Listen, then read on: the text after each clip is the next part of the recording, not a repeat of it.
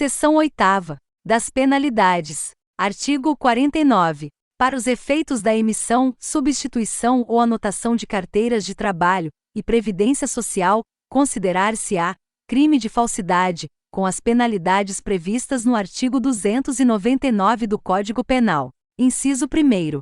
Fazer no todo ou em parte qualquer documento falso ou alterar o verdadeiro. 2º. Afirmar falsamente a sua própria identidade, filiação, lugar de nascimento, residência, profissão ou estado civil e beneficiários, ou atestar os de outra pessoa.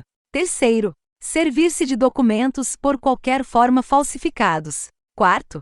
Falsificar, fabricando ou alterando ou vender, usar ou possuir carteira de trabalho e previdência social assim alteradas. Inciso 5º.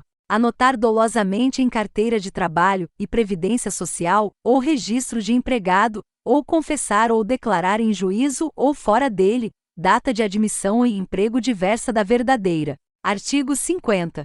Comprovando-se falsidade, quer nas declarações para emissão de carteira de trabalho e previdência social, quer nas respectivas anotações, o fato será levado ao conhecimento da autoridade que houver emitido a carteira, para fins de direito. Falsificação de carteira de trabalho. Artigo 51. Incorrerá em multa de valor igual a 3 vezes o salário mínimo regional aquele que, comerciante ou não, vender ou expuser à venda qualquer tipo de carteira, igual ou semelhante ao tipo oficialmente adotado. Artigo 52. O extravio ou inutilização da carteira de trabalho e previdência social, por culpa da empresa, sujeitará esta a multa de valor igual à metade do salário mínimo regional. Artigo 55. Incorrerá na multa de valor igual a um salário mínimo regional a empresa que infringir o artigo 13 e seus parágrafos. Capítulo 2º. Da duração do trabalho. Seção 1ª. Disposição preliminar. Artigo 57.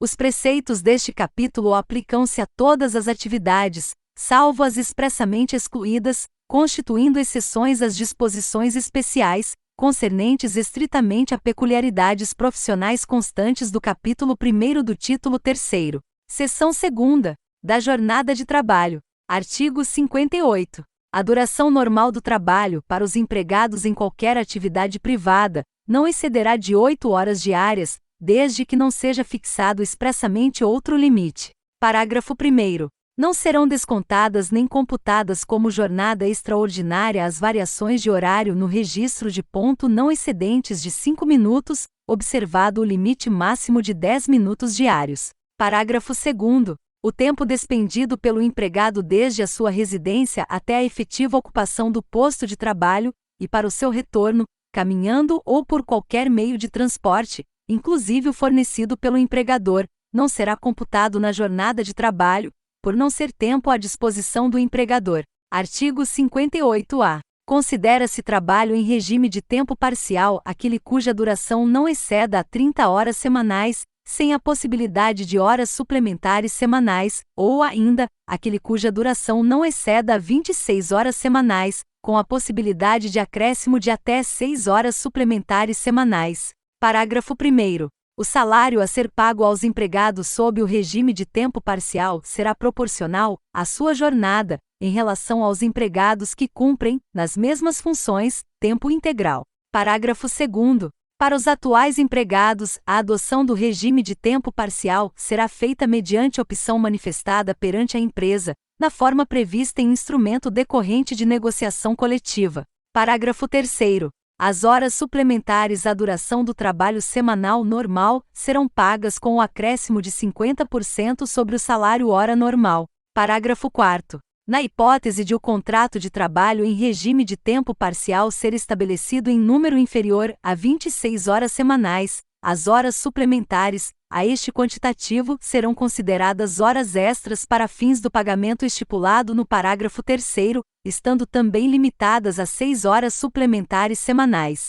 Parágrafo 5º. As horas suplementares da jornada de trabalho normal poderão ser compensadas diretamente até a semana imediatamente posterior à da sua execução, devendo ser feita a sua quitação na folha de pagamento do mês subsequente, caso não sejam compensadas. Parágrafo 6º. É facultado ao empregado contratado sob regime de tempo parcial converter 1/3 do período de férias a que tiver direito em abono pecuniário. Parágrafo 7º. As férias do regime de tempo parcial são regidas pelo disposto no artigo 130 desta Consolidação. Artigo 59. A duração diária do trabalho poderá ser acrescida de horas extras, em número não excedente de 2, por acordo individual, convenção coletiva ou acordo coletivo de trabalho. Parágrafo 1º. A remuneração da hora extra será, pelo menos, 50% superior à da hora normal.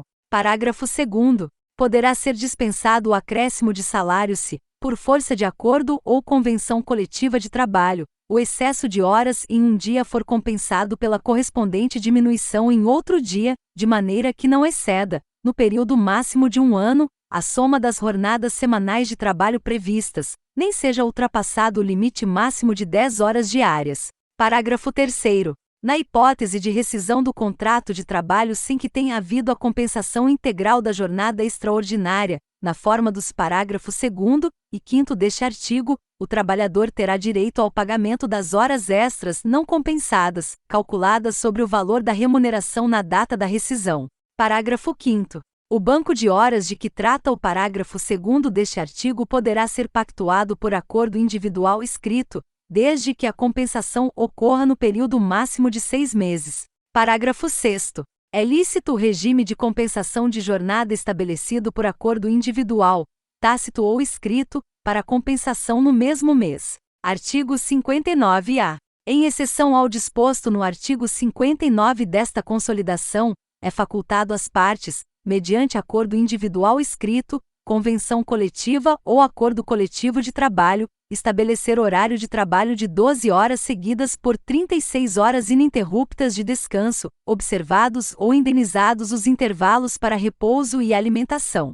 Parágrafo único. A remuneração mensal pactuada pelo horário previsto no caput deste artigo abrange os pagamentos devidos pelo descanso semanal remunerado e pelo descanso em feriados, e serão considerados compensados os feriados e as prorrogações de trabalho noturno, quando houver, de que tratam o artigo 70 e o parágrafo 5º do artigo 73 desta Consolidação. Artigo 59-B. O não atendimento das exigências legais para compensação de jornada, inclusive quando estabelecida mediante acordo tácito, não implica a repetição do pagamento das horas excedentes à jornada normal diária, se não ultrapassada a duração máxima semanal, sendo devido apenas o respectivo adicional. Parágrafo único. A prestação de horas extras habituais não descaracteriza o acordo de compensação de jornada e o banco de horas. Artigo 60.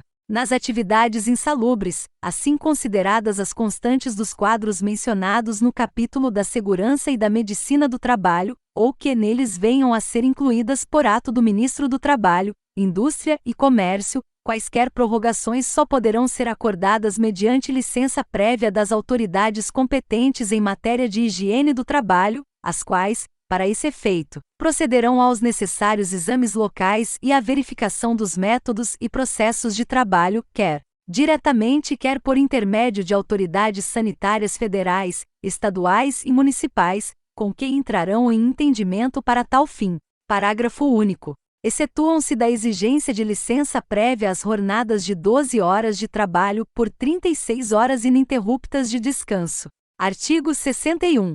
Ocorrendo necessidade imperiosa, poderá a duração do trabalho exceder do limite legal ou convencionado, seja para fazer face a motivo de força maior, seja para atender à realização ou conclusão de serviços inadiáveis ou cuja inexecução possa acarretar prejuízo manifesto. Parágrafo 1º. O excesso, nos casos deste artigo, pode ser exigido independentemente de convenção coletiva ou acordo coletivo de trabalho. Parágrafo 2º. Nos casos de excesso de horário por motivo de força maior, a remuneração da hora excedente não será inferior à da hora normal. Nos demais casos de excesso previstos neste artigo, a remuneração será, pelo menos, 25% superior à da hora normal, e o trabalho não poderá exceder de 12 horas, desde que a lei não fixe expressamente outro limite. Parágrafo 3º. Sempre que ocorrer interrupção do trabalho, resultante de causas acidentais, ou de força maior, que determinem a impossibilidade de sua realização, a duração do trabalho poderá ser prorrogada pelo tempo necessário até o máximo de 2 horas, durante o número de dias indispensáveis à recuperação do tempo perdido, desde que não exceda de 10 horas diárias, em período não superior a 45 dias por ano, sujeita essa recuperação à prévia autorização da autoridade competente. Artigo 62. Não são abrangidos pelo regime previsto neste capítulo. Inciso 1º. Os empregados que exercem atividade externa incompatível com a fixação de horário de trabalho, devendo tal condição ser anotada na carteira de trabalho e previdência social e no registro de empregados. Segundo, os gerentes, assim considerados os exercentes de cargos de gestão, aos quais se equiparam, para efeito do disposto neste artigo, os diretores e chefes de departamento ou filial. Terceiro, os empregados em regime de teletrabalho. Parágrafo único. O regime previsto neste capítulo será aplicável aos empregados mencionados no inciso 2º deste artigo, quando o salário do cargo de confiança, compreendendo a gratificação de função, se houver, for inferior ao valor do respectivo salário efetivo acrescido de 40%. Artigo 63. Não haverá distinção entre empregados e interessados, e a participação em lucros e comissões, salvo em lucros de caráter social, não exclui o participante do regime deste capítulo. Artigo 64. O salário hora normal, no caso de empregado mensalista, será obtido dividindo-se o salário mensal correspondente à duração do trabalho, a que se refere o artigo 58, por 30 vezes o número de horas dessa duração. Parágrafo único. Sendo o número de dias inferior a 30, adotar-se-á para o cálculo, em lugar desse número, o de dias de trabalho por mês. Artigo 65. No caso do empregado diarista, o salário hora normal será obtido dividindo-se o salário diário correspondente à duração do trabalho, estabelecido no artigo 58, pelo número de horas de efetivo trabalho. Olá pessoal, segue a legislação retirada do site do Planalto referente aos artigos 49 a 65, e com as respectivas revogações que constam em seu texto atual. Um abraço a todos e ótimos estudos!